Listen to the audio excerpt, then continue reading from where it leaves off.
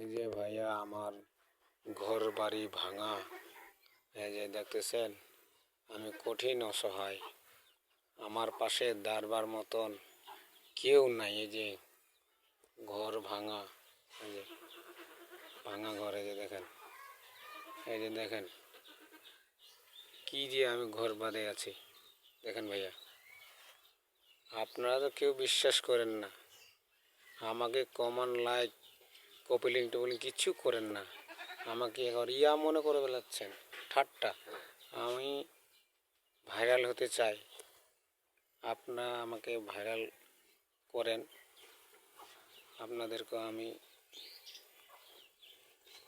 কপিলিং share টেয়ার দেখার মতো আর অন্য কাউকে দেখার সুযোগ করে দেন।